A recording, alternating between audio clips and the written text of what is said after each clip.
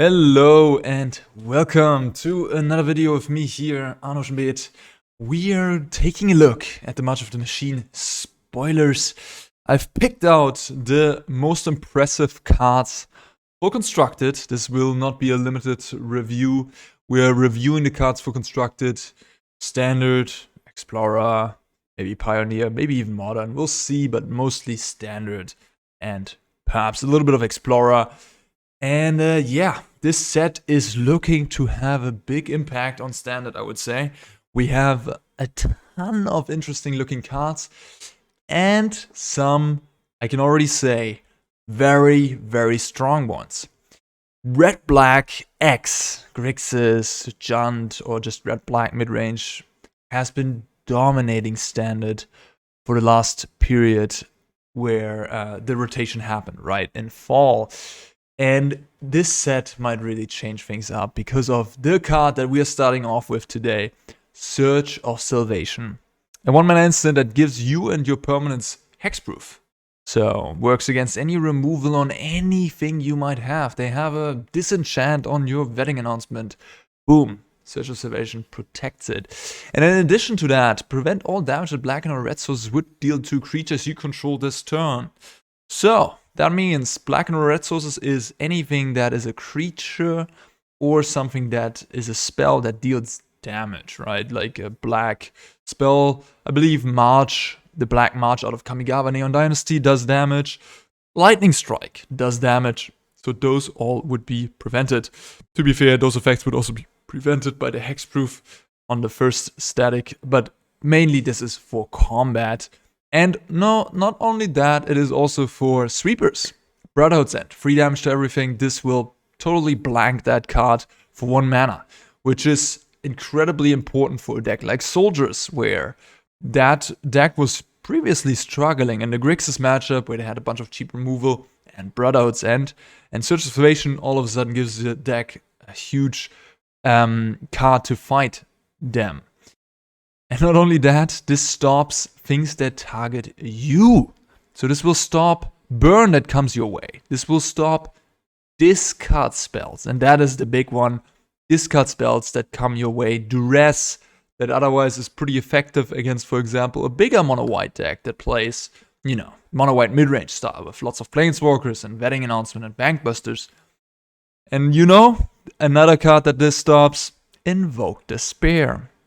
We've all had enough of Invoke Despair, and this one deals with that card for 1 mana, which is incredible. So, I believe, from looking at all the cards in the set, and mainly looking at Search of Salvation, that this is going to majorly shake up Standard.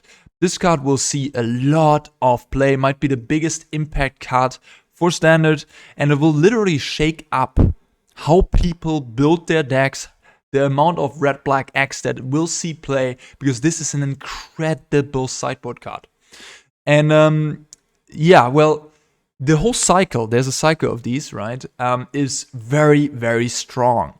I don't know if it comes quite, if it can compare to the strength of the cycle, I believe it was M20 or M19, the Ethagast cycle, where one of the cards, Veil of Summer, which is very similar to Search of Salvation, had to be banned in multiple formats because it was too strong. I don't think this cycle is quite as good as those were, but nonetheless, these types of uncommon hate effects against 2 color combinations are incredibly good, and they will see a ton of play. And Search of Salvation is probably the best of the bunch, and we'll go over the other ones later. But yeah, this will. All of them will shake up Standard quite a bit, and you have to have those in your sideboard if you are playing Standard. That is for sure. And I guess one more thing, the where they really gain strength is against multicolored creatures. For example, Streets of New Capenna, having all these multicolored cards, Rafine and so on, will mean that the hate that these uncommons have will spread out to these multicolored effects because they are more vulnerable to cards like these. And same goes for just multicolored decks. They're more vulnerable because they're playing more colors, so more sideboard cards can come in to defeat them. Alright, Search of Salvation, maybe the best card for standard in the set. Starting off with a banger. Let's go and check out the next one. Boon-Bringer Valkyrie. 5 mana, 4/4 flying, first strike, lifelink with the new mechanic backup 1.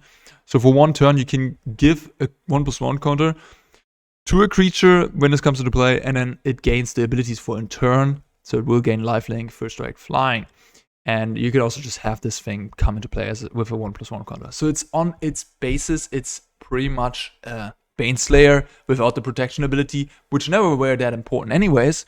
And I think the backup 1 is a major upgrade to the protection abilities that Baneslayer Angel had. So this thing will come down, give one of your creatures lifelink and flying. Boom, that can chime in there to kill a planeswalker even, right? Or to kill a battle. And then this is still a huge flying first strike lifelinking threat that, I mean, this type of card is usually the bane of red decks or green decks that don't have easy ways to deal with a big flying lifelinker with first strike. So this will certainly see play. We haven't had this Baneslayer Angel variant in standard for a while, and this is a really, really strong card in that space. So certainly we'll see either sideboard play or even main deck. Being an angel, of course, maybe a nice upside there too. Alright, Invasion of Gobakan. I hope you can all see these cards nice. I can zoom a little bit more. 2 mana, Siege. When it enters the battlefield, look at the opponent's hand. You may exile a non-land card from it. For as long as that card remains exiled, its owners may play it. A spell casts away costs 2 more to cast. So it is the Elite Spellbinder ability on a 2-drop battle with 3 loyalty counters. Cheap, first of all. Just the Elite Spellbinder ability is of course not strong enough, but it does buy you a little bit of time, especially against a control deck where you want to take away a sweeper effect if you're playing an aggressive deck. This is clearly for a low to the ground aggressive deck like Green-White Toxic or Soldiers. And the Transform is where it's really at as well. Light Shield Array. At the beginning of your end step, put a 1% on each creature that attacked this turn. So perfect for your little swarm creature deck. May it be Toxic, may it be Soldiers, whatever it may be. And then sacrifice the array. Creatures you control again hexproof and indestructible until end of turn. This is incredible. This all on one little enchantment, I think is gonna be maybe not a main deck card. Perhaps in a certain format it's gonna be a main deck card in these aggressive decks, but certainly a sideboard card against decks with sweepers, with control. This is a him effect on the backside that can give all you guys indestructible from a sweeper. Yeah, just incredible effect.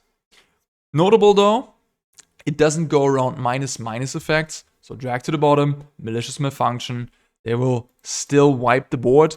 But hey, you can take them out of your hand, out of the opponent's hand, make the malicious malfunction cost 5. You know? And then at that point, you might be able to play around it better or build a board that is good against it, especially with all the 1/1 counters you're giving. So minus effects are not that great against this card after all. But there's one card in this format or in this set that is still going to clear this. But nonetheless, the front side can make that sweeper expensive, which is this one, Sunfall. I can go quickly to it. This card is also very, very strong, and of course goes around hexproof and indestructible by for 5 mana exiling all creatures. A new sweeper variant. Then also Incubate X, where X is the number of creatures exiled this way. So you even get a nice 2-for-1 there. Or not even 2-for-1. I mean, if you exile a bunch of creatures, this could be a 5-for-1. Who knows? But you do get another creature out of the deal as well. Even if it's just a Phyrexian Incubator token. But yeah, this card exiling is very, very, very strong. You look around the format, and we have cards like Denick, for example, that you want to exile. We have all these soldiers that when they die, something happens, or they do something out of the graveyard.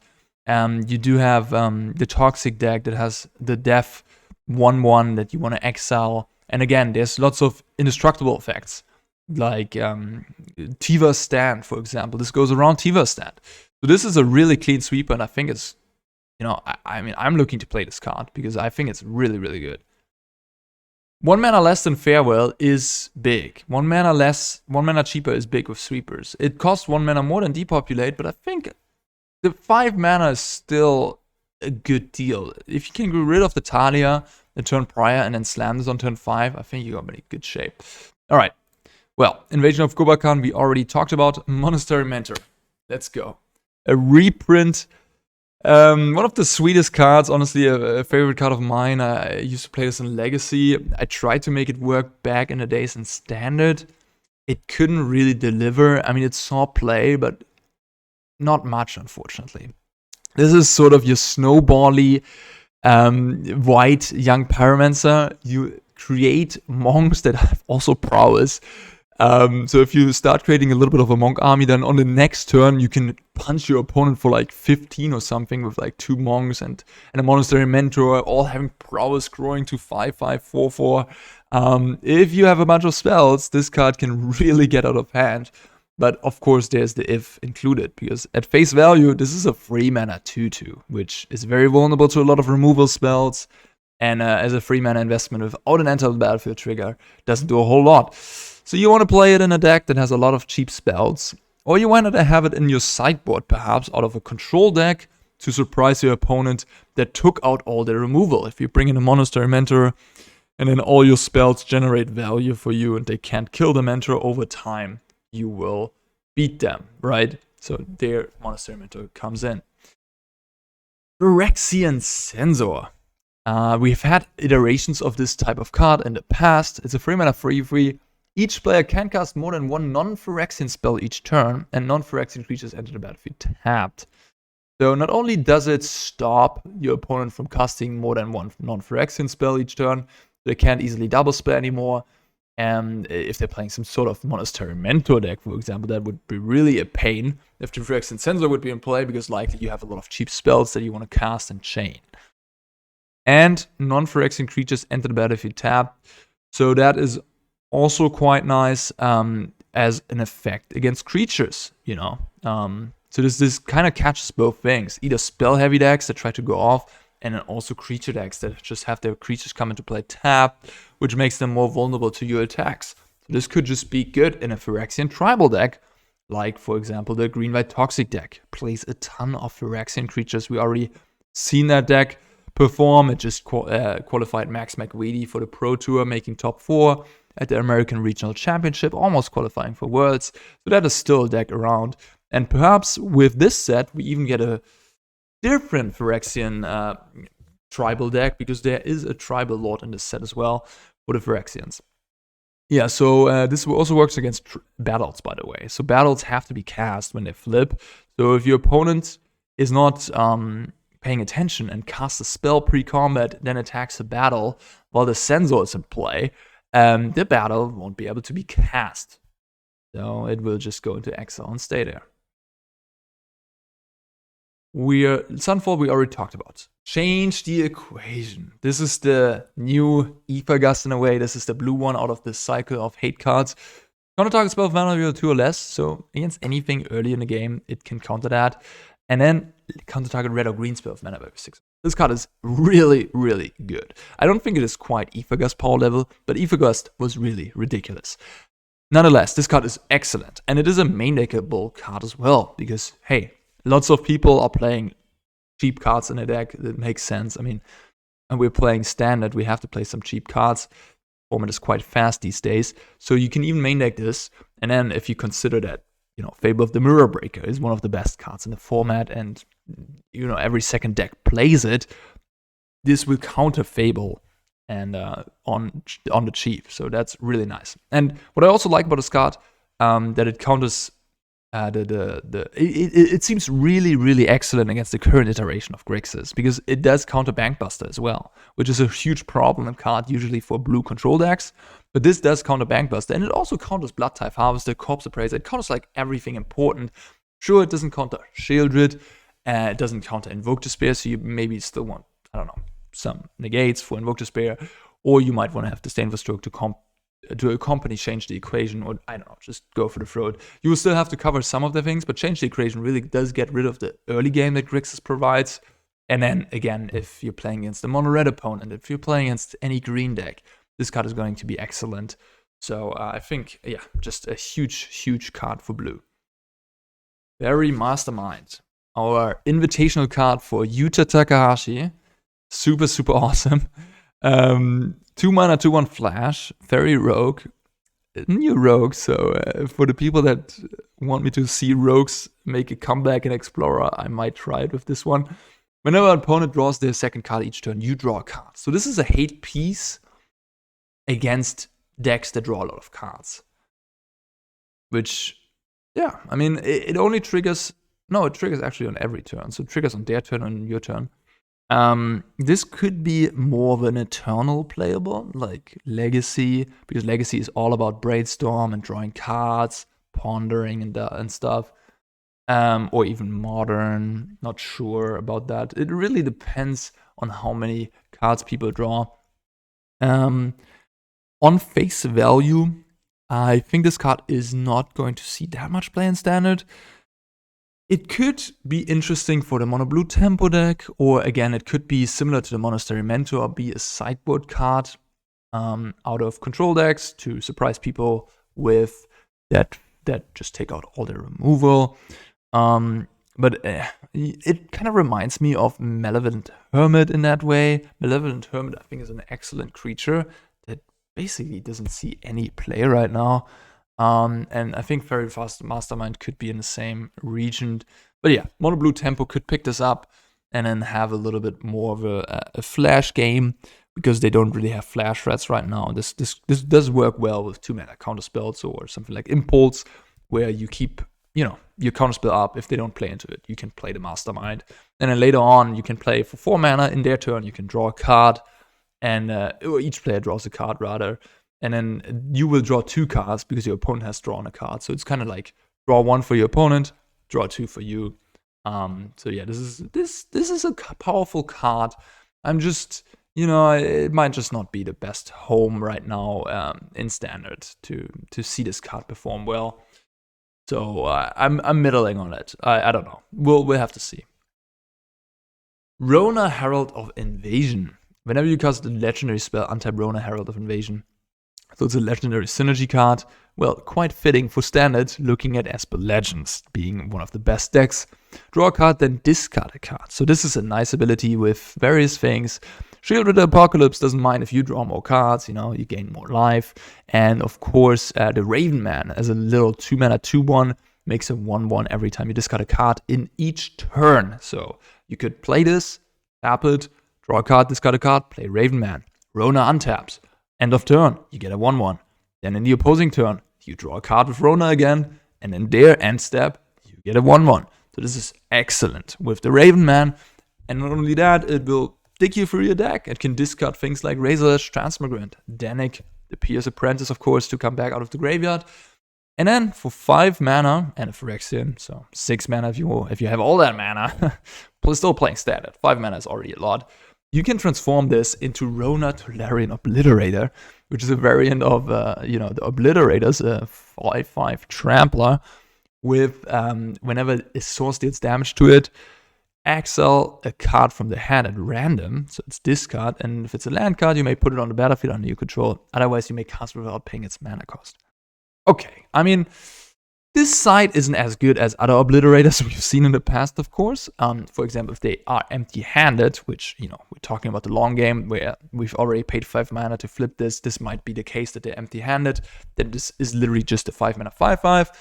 And, whenever a source deals damage, it usually doesn't happen that often, especially against a Trampler, so it might just die to a removal spell. But nonetheless, it is a threat that has to be dealt with. Well, in the early game, it fixes your draw. In the late game, Rona can flip into a 5/5 Trampler that has this ability that makes chump blocking and trading in combat potentially awkward against it. But I mean, the trample part makes chump blocking pretty awkward already. Pretty good card for Esper Legends, I'd say. Definitely going to try it. A little bit more of a defensive one, a little bit more of a mid-rangey card. But hey, that is at least good in a mirror match, because a 1/3 body blocks Italia, blocks the early stuff, and then helps you draw into your curve, helps you draw into your important pieces. So I think this card is quite good. Listening Deluge. Sorcery for 1 black. All creatures get -1/-1. And creatures that green or white get an additional -2/-2. So it's a -3/-3 for white or green creatures. Green creatures not necessarily that small. We're rather used to having green creatures that are big and sized up. But white certainly really does get hit by a -3/-3 on everything. Yeah, I mean, this card is very strong against certain decks. May it be soldiers, may it be toxic. There it will really be wrecking. To be fair, I'm the least hyped about this one of all the cards because I think while -1/-1 more is good, Malicious Malfunction being -2/-2 compared to this, but exiling the opposing creatures is as of right now, I think is actually where you want to be in Standard, because most of the creatures have 2 toughness that soldiers and toxic are bringing to the table anyways, and this does not kill the Soul Strike Officer because it's a blue only creature. So yeah, it's a good card, don't get me wrong. It's gonna maybe see play in a Pioneer against humans, for example, but I don't think it is currently in Standard better than what other options we have. Nonetheless, nice to have, of course. Pylon, 3 and a black, instant, Convoke, so you can tap your creatures to make this cheaper. Destroy target creature or planeswalker, Surveil 2. So it's a Hero's Downfall variant with Surveil 2, extra value there, and Convoke. But 4 mana. Yeah, I don't know. Honestly, Hero's Downfall is not a good card anymore in Standard. We have it legal right now. It's in Crimson Vow, in case you forgot. Hero's Downfall 6 years ago was a 4-off in every black deck, which is kind of, not in every black, but like most black decks played 4 Hero's Downfall, and was without a question one of the best cards in the format. But today's Standard is so around efficient and efficiency based, and you know, everybody's playing cheap threats, so they have war, they have some sort of into the battlefield trigger effect. There's not these big planeswalkers are not running around that win the long games. So I think Pylon isn't quite what we need. We need Go for the Throat, and we're playing Go for the Throat. Cheap, 2 mana kill spell, boom, gets the job done so we don't fall behind. And Pylon, yeah, it's just another kind of clunky variant of these rare Hero's Downfall type of effects, and the Convoke, honestly, it doesn't really cut it for me.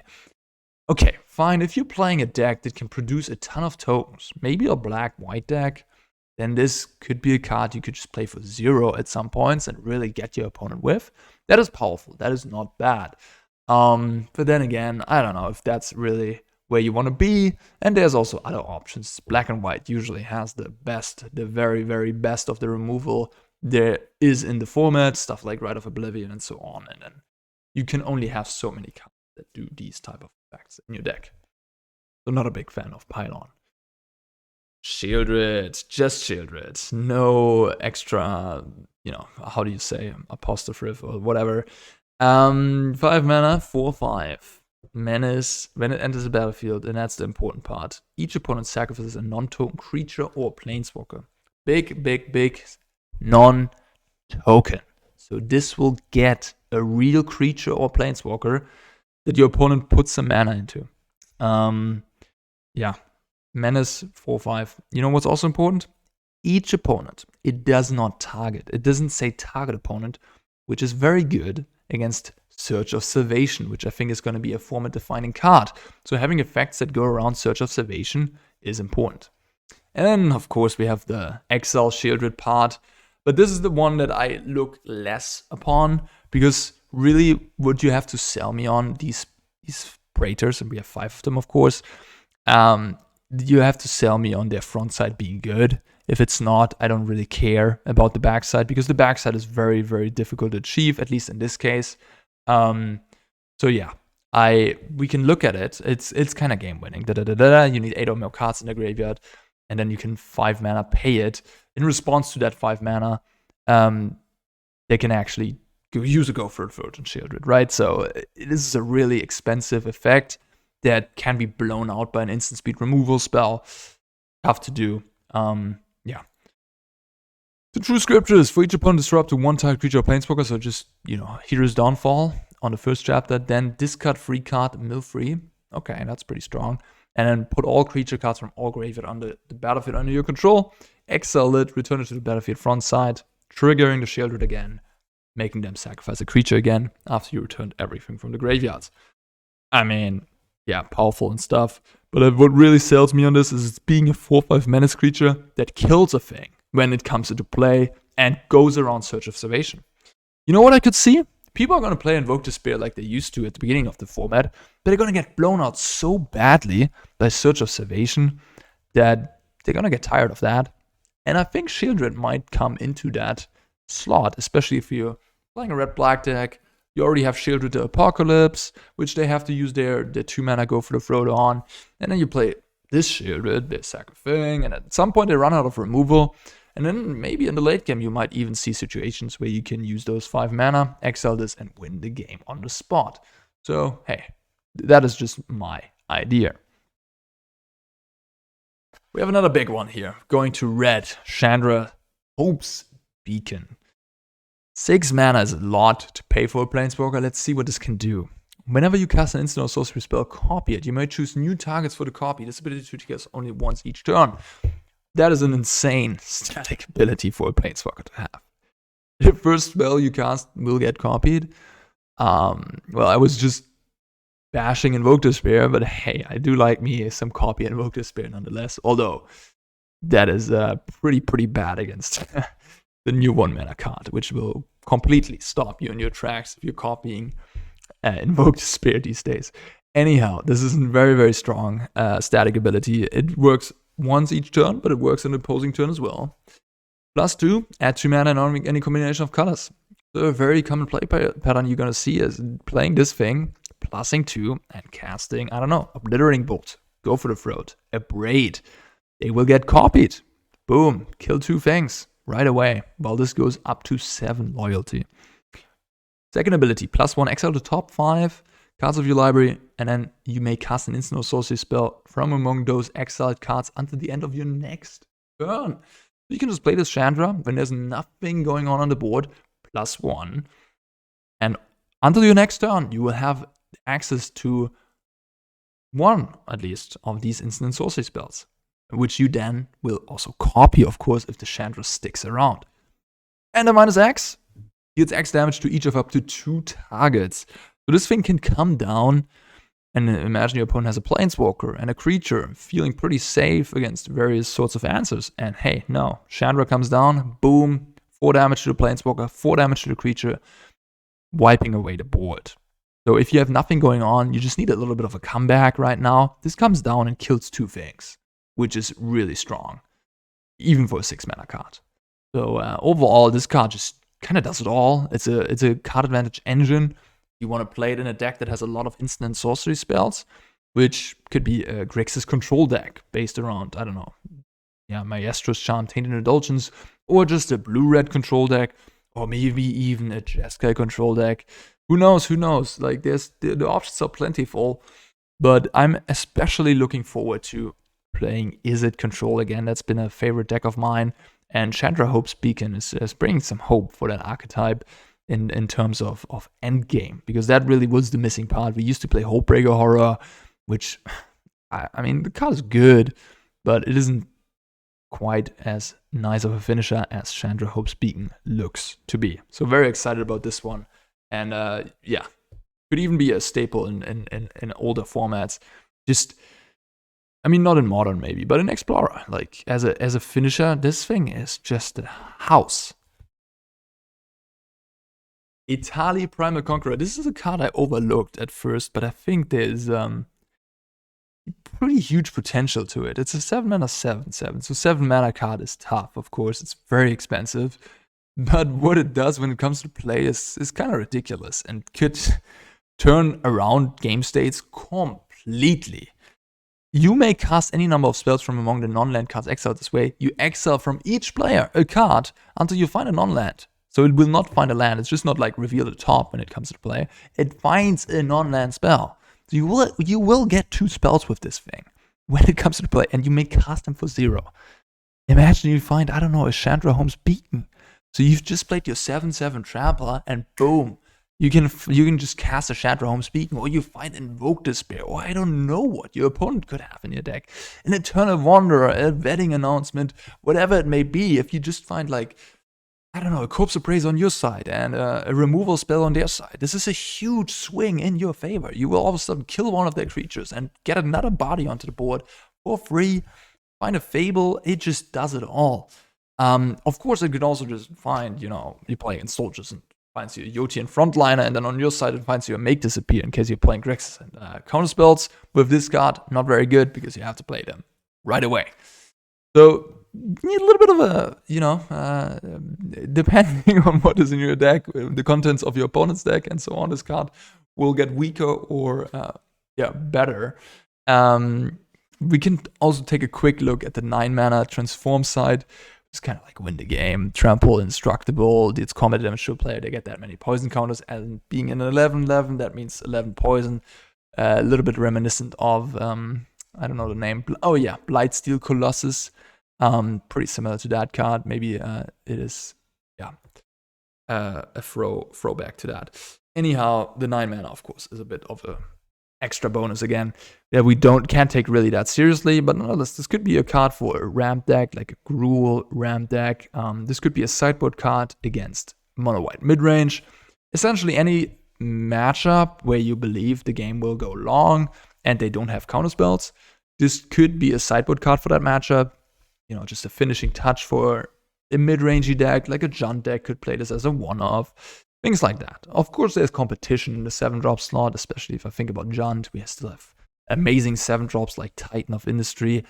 But hey, if you're playing Grixis, you don't really have crazy 7-drops, and this is a really, really powerful one. And not saying this card will see a ton of play, but hey, it could be a role player, you know what I mean? Invasion of Castles. We are looking at a battle here. 2 and a red. When it enters the battlefield, 3 damage to each creature and each planeswalker. So this is Brotherhood's End on a battle and just the first side of Brotherhood's End, which 4 mana is a lot more than 3 mana, especially against aggressive decks. But of course, we get the whole battle out of the deal. And what do we get on the backside? We get Refraction Elemental. Ward, pay 2 life, so a little bit annoying to kill. And then whenever you cast a spell, Refraction Elemental deals 2 damage to each opponent. So if we defeat the battle, after we've swept the board, we will get a 4/4 that deals 2 damage to each opponent whenever you cast a spell, any spell, not non-creature, not instant or sorcery, any spell. So this does get the job done. And this is a formidable body as being a 4/4, nice blocker. Honestly, I could see this card sees play. I think it really depends on how easy it will be to destroy battles. But if you're playing red, you can just burn battles down. We'll see a card in the future that does destroy battles pretty easily. And therefore, you can then flip the battle and then get you a 4/4. And then, of course, there's also things like hasty flying dragons that are pretty good against battles out of red.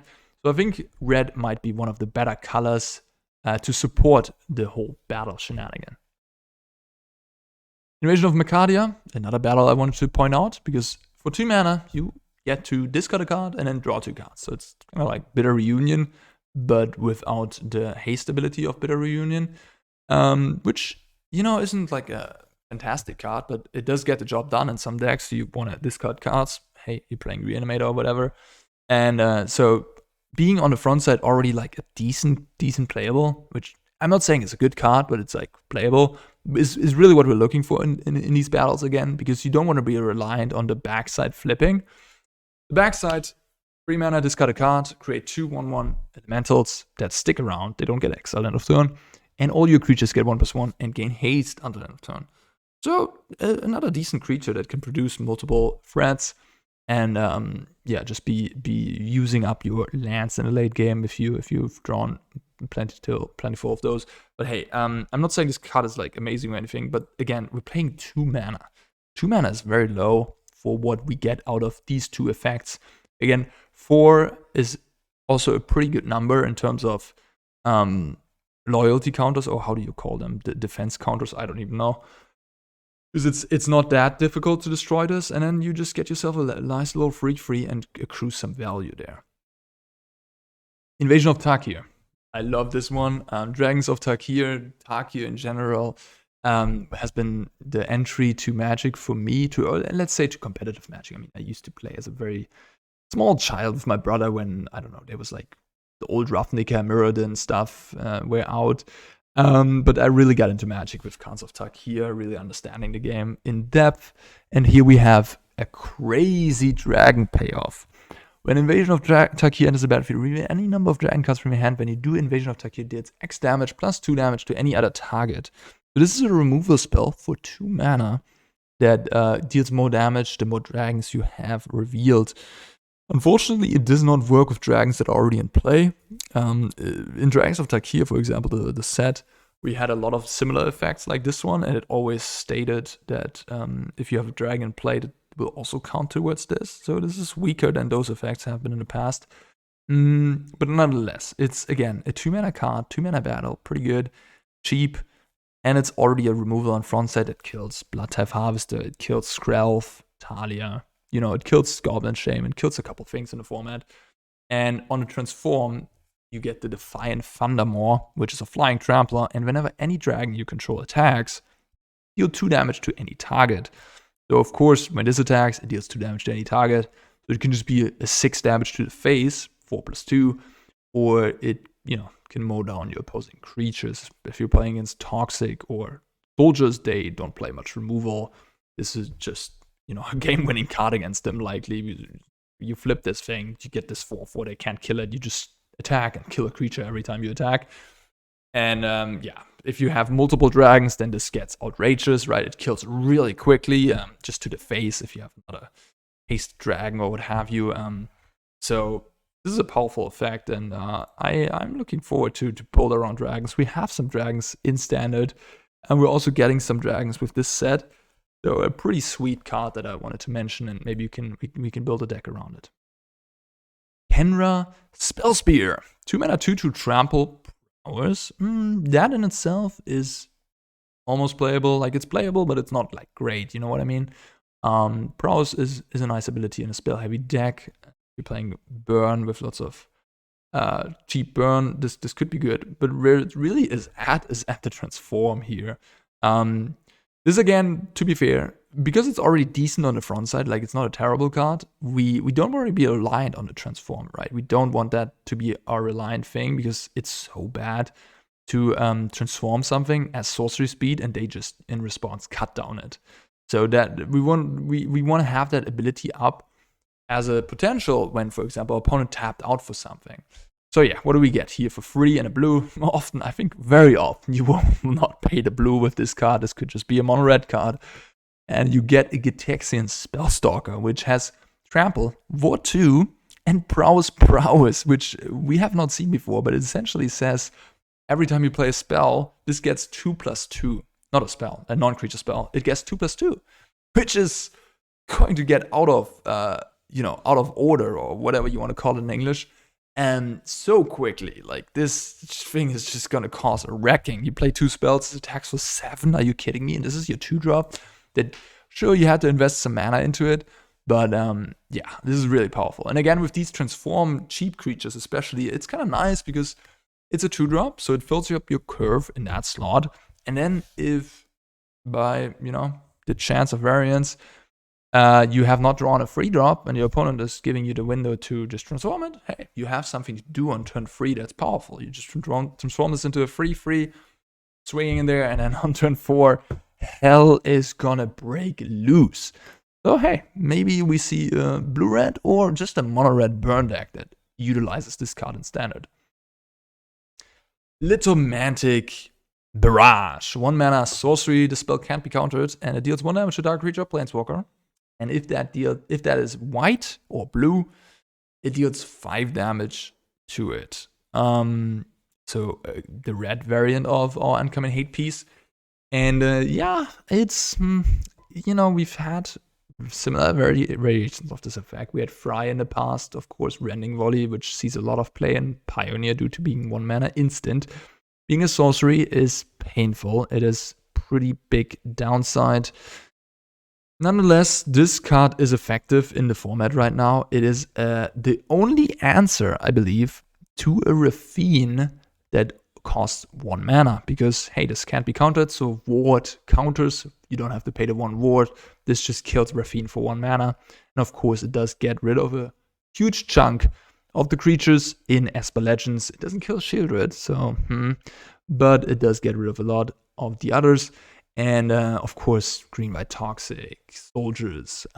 You could bring this in against mono-white mid-range, of course, where they have Sarah Paragon, they have Planeswalkers you might want to kill. Eternal Wanderer has that 5 loyalty mark when they make a Samurai for 0 when it comes into play, so you can snatch it off with Lithomantic Barrage. Yeah, pretty good card, pretty good tool to have around. It's gonna make that Baneslayer we talked about earlier, the new Baneslayer variant, pretty embarrassing if you have this thing to just wipe it away for 1 mana. So I think red and black, you know, the red-black decks in the format will certainly pick up a number of these to have a better matchup on just, you know, against the various white decks. Although, well, this may be good against Esper Legends. I don't think it's as good against mono-white midrange. Mono-white midrange, even killing a Planeswalker with this, you know, they will get the first activation out of the Planeswalker. So not that great in that regard. What do we have next? Oh yeah, this card is powerful. 3 mana sorcery, deals 5 damage to target creature, planeswalker, or battle. So this is an easy way to flip your battles. And then look at the top X cards of your library, where X is the excess damage dealt this way. You may exile one of those cards, put the rest on the bottom of your library. In a random order, you may play the exiled card this turn. So if you're already a little bit forward in the game, you're like turn 5, turn 6, what have you, you can play this on, say, a battle that has 4 loyalty counters on it. Boom, you get to reveal 1 card out of from your deck to then also cast it, or if it's a land, play the land. You can't do it over the course of 2 turns, unfortunately. Then maybe the card would be a little bit too good. But you can do it at least in this turn, so you gotta be aware of that. It doesn't say the until end of your next turn clause.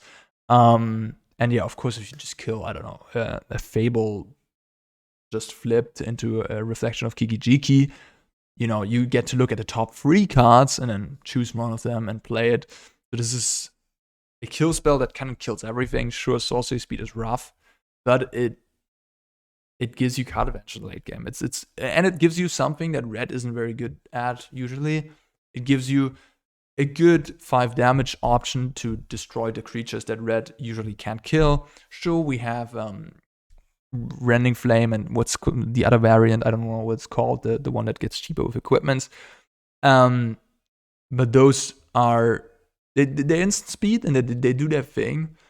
But the added bonus of this being able to wipe away, first of all, battles and get you card advantage, I think puts this up a lot better than those cards. So if you're playing a red mid-range deck, or I don't know, an Izzet control deck, this card I think we'll see play in low numbers in your deck. Volcanic Spite, 2 mana, 3 damage, instant. We've seen a ton of these. They come around every single set. This, importantly enough, deals creature, planeswalkers, and battles damage, so you can take out a battle if you've already dealt a little bit of damage. And then it has the same text that Fire Prophecy has. You may put a card from your hand on the bottom of your library if you do draw a card. So this is strictly better Fire Prophecy, which will be happy to see Fire Prophecy go basically on vacation forever, likely, because Volcanic Spite will take its place in the various Pioneer and Explorer decks that utilize this card.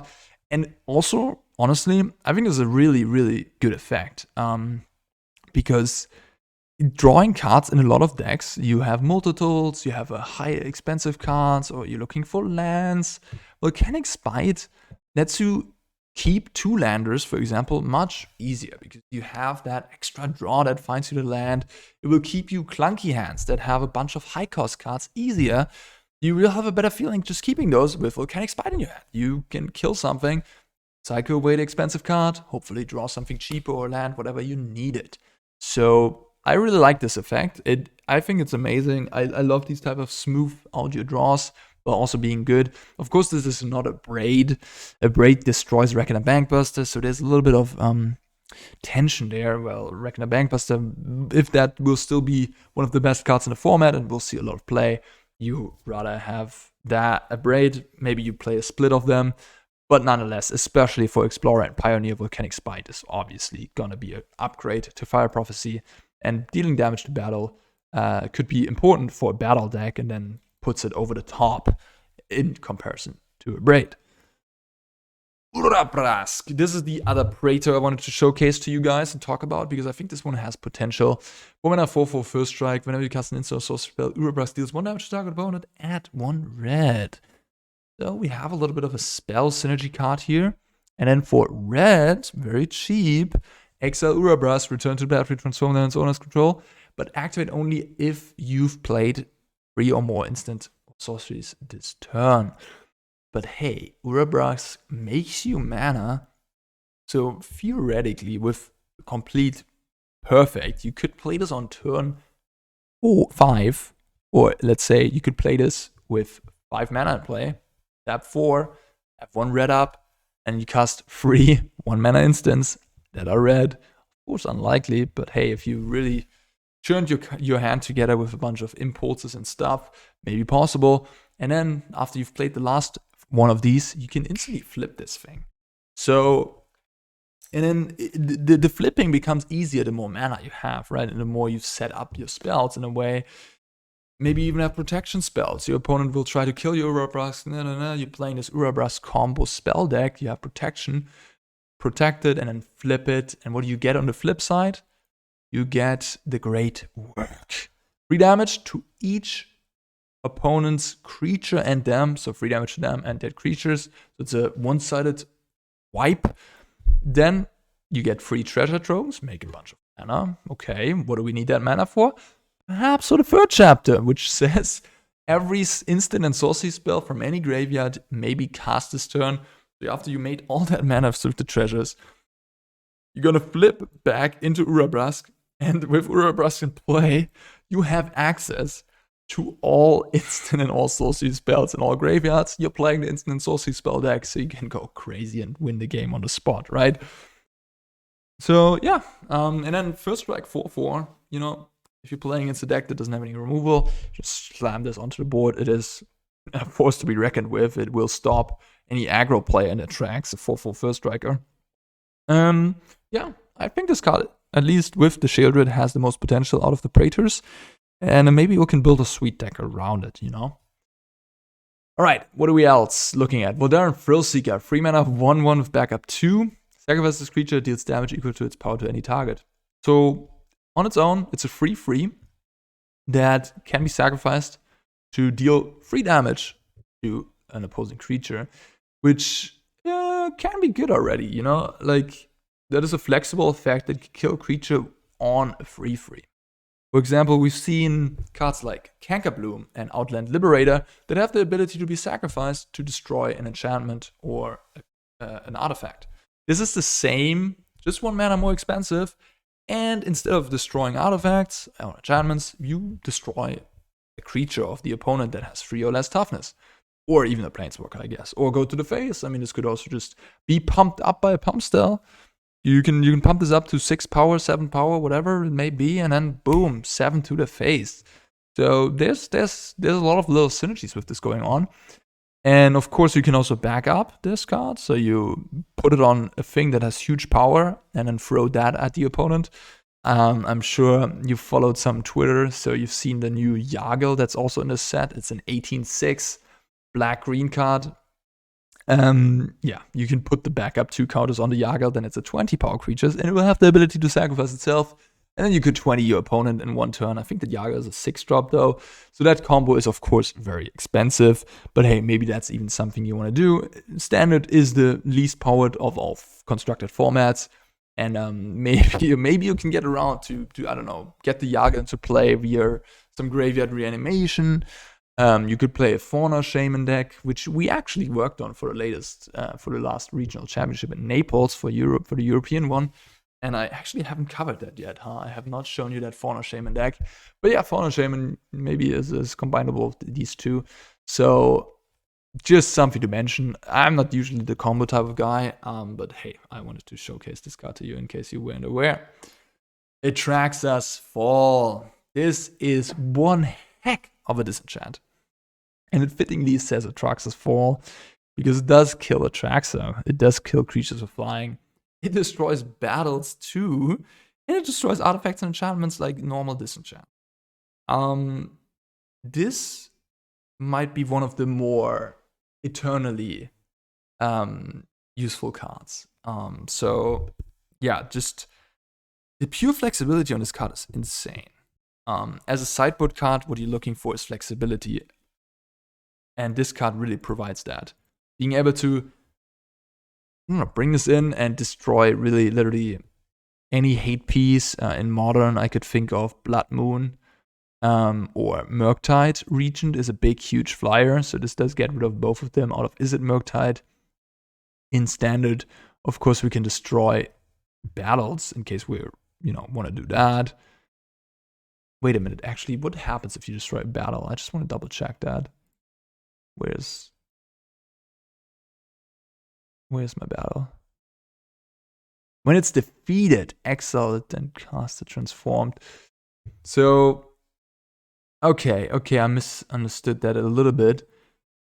So you can destroy a battle that is equipped to yours, essentially, and then they won't be able to defeat it. But if you destroy it, I don't think it will be defeated. That's not how it works. But nonetheless, this means, hey, in a pinch, when you really need your opponent to not flip this battle, you can just destroy it. And then, yeah, you kill creatures of flying. So this is a phenomenal sideboard card, for example, against mono-white midrange, where some of their big threats that you care about have flying. And, of course, they play a bunch of artifacts and enchantments. Yeah, I don't know, like, even, it just does so many little things, even against the Rakdos Atraxa decks, right? It is a way to kill Atraxa, and it is a way to kill Cruelty, it is a way to kill Bankbuster, Fable, just does a lot, so. And on a raid for 2 mana, this is just something we haven't seen before, so just a really, really strong card. Doomscar Warrior, we're looking at green. Green really hasn't been playing a big role in Standard in the last months. So maybe we can make a little comeback with this effect. We have on face value a 5/4 with trample. Whenever this creature deals combat damage to a player or battle, look at that many cards from the top of your library. So in case you deal 5 damage, you look at the top 5, you may reveal a creature or land and put it into your hand. And then backup is the big one here, because just as a 5/4, I think it's not that good because you just, kill it with Go for a Throat and you haven't gotten anything out of it. But if you've already got creatures in play, you can back up one of those creatures. That will be able to attack, of course. And then you get the extra, you immediately get a trigger out of this and maybe get some value. So this could be a nice threat that provides value immediately. So, yeah. I'm not saying this is insane or anything, but this could be a role player in a green aggressive deck. Sandstalker Moloch. Looking at the blue and black hate uncommon. 3 mana 4/2 flash. When it enters the battlefield, if an opponent casts a blue and or black spell this turn, so it has to meet that requirement. They can't just have a blue or black permanent in play. They have to have played a spell. Look at the top 4 cards of your library, and then you may reveal a permanent from among them and put it into your hand. This having flash obviously makes it good in the regard of the opponent having to play a spell, because if it wouldn't have flash, this would be a lot more difficult to trigger, of course. But it does have flash. Nonetheless, if my opponent starts passing the turn with 3 mana up, I might think twice about playing a blue or black spell in my turn. So there's ways you can play around this card. The better your opponent, the easier it is to make this card look bad. Of course, there's decks that play a bunch of sorcery spell, blue or black creatures looking at you, Esper Legends. But then against that deck is a 4/2 that draws me a card really where I want to be. Not really. I kind of want to be just playing removal. Because a 4/2 vanilla creature usually does not get the job done against Esper Legends, and finding you a permanent, maybe it's a ossification, I guess, then would be good. But yeah, I'm not sure. Like, this one could be quite nice, but it could also be mediocre. It very much is not a Veil of Summer. I guess they really wanted to make sure that we wouldn't get another Veil of Summer, and this clearly is not. Luchronos Reborn, 3 mana, triple green, 4/5 reach. So again, it just dies to Go for the Throat, right? So that's a big downside. But nonetheless, if your opponent doesn't have Go for the Throat or clean removal, this will be a huge creature on the board. 4/5 reach, blocks literally anything. And yeah, as an upside, you also have the flip ability, which says you get a 6/6 reach lifelinker, Worm Coil Engine, Polukranos, which when it dies, or another non-token Hydra in case you have more Hydras. Maybe you're playing Commander, who knows? Hydra Tribal, let's go. You then get a free and with reach and a free with lifelink. So yeah, throwback to a pretty cool card. And all that extra on the Polukranos Reborn as a 3-mana 4/5 early, pretty good. Crazy. Oh, we have these stats on creatures these days. Tribute to the World Tree, another triple green card. We're looking at a lot of green support here. Maybe this is even something for the Nykthos decks in Pioneer Explorer. Whenever a creature enters the battlefield, you could draw a card if its power is 3 or greater. Card advantage engine, and otherwise put 2 1/1 cards on it. So either it pumps you guys or it draws cards. Pretty good, I would say. If this sticks around, you're playing a green creature deck. This card is going to, win you the game over the course of a couple of turns because the value it's generating is just huge. I don't know if you remember the Great Henge. That card, of course, had also the added value of making you mana, but that was perhaps better, but it also had the requirement of you having a big creature in play to be cheap. And Tribute to the World Tree doesn't have that requirement. You just drop it down on turn 3 and then start going crazy. Pretty powerful effect with creatures, has to be dealt with immediately, kinda. That is what I read into this card, otherwise your opponent's gonna go all over you. And last but not least, Wrenn and Wrenbreaker.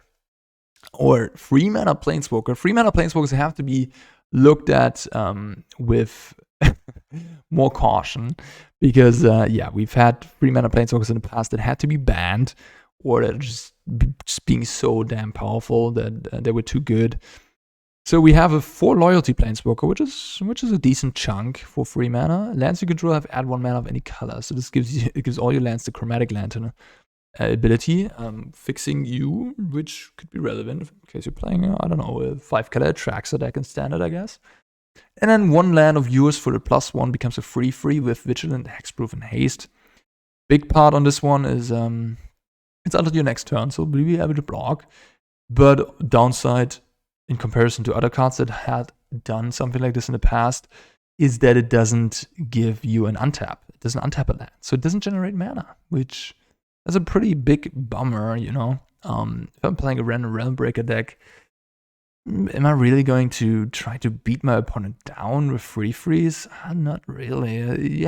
Blocking with a 3/3 that has hexproof, that's where it's at, I guess. But decks like these usually probably want to have ramp, you know, and this doesn't provide you with ramp.